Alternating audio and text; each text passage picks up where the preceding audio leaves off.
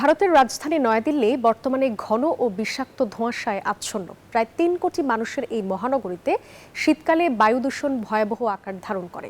বিশ্ব স্বাস্থ্য সংস্থার নির্ধারিত সীমার চেয়ে এখানকার বায়ু দূষণ ১৬ গুণ বেশি। ফসলের খড় পোড়ানো, কলকারখানা ও ভারী যানবাহনের ধোঁয়া মিলে এক প্রাণঘাতী পরিবেশ ভারতের রাজধানী নয়াদিল্লির। আলোর উৎসব দীপাবলি উপলক্ষে গত কয়েকদিনের অবিরাম আতশবাজি সোমবার রাতে চূড়ান্ত পর্যায়ে পৌঁছায়। দীপাবলি উৎসবে ব্যাপকভাবে আতশবাজি দূষণের মাত্রা আরও বাড়িয়ে তোলে। যদিও সুপ্রিম কোর্ট অক্টোবরে সবুজ আতশবাজি ব্যবহারের অনুমতি দিয়েছিল, যা তুলনামূলকভাবে কম ক্ষতিকর, তবুও নিষেধাজ্ঞা কার্যত উপেক্ষা করা হয়েছে। जैसे बहुत कुछ आप जो पोल्यूटेड एयर है उसको लेते हो अंदर। आजकल के लोग हैं जो पटाखे दिवाली को पटाखे से सेलिब्रेट करते हैं।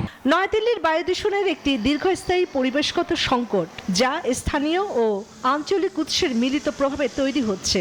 সরকারি উদ্যোগ ওদের স্বপ্ন পূরণে পাশে থাকতে পেরে আমরা গর্বিত।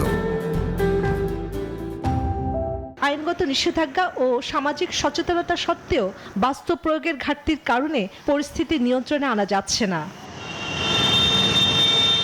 দূষণের মাত্রা নিয়ন্ত্রণে রাখতে শহরের কর্তৃপক্ষ বেশ কিছু ব্যবস্থা নিয়েছে। এর মধ্যে রয়েছে ডিজেল জেনারেটরের ব্যবহার কমাতে নিরবিচ্ছিন্ন বিদ্যুৎ সরবরাহ নিশ্চিত করার নির্দেশ। আর এই মাসে প্রথমবারের মতো দিল্লির আকাশে বিমান দিয়ে ক্লাউড সিডিং এর পরীক্ষা চালানো হবে। এই পদ্ধতিতে মেঘে লবণ বা অন্যান্য রাসায়নিক ছুড়ে বৃষ্টি ঘটানোর চেষ্টা করা হয়, যাতে বাতাস পরিষ্কার হয়। জাতিসংঘের শিশু সংস্থা সতর্ক করে বলেছে, দূষিত বাতাসের কারণে শিশুরা তীব্র শ্বাসতন্ত্রের সংক্রমণে পড়ার উচ্চ ঝুঁকিতে রয়েছে।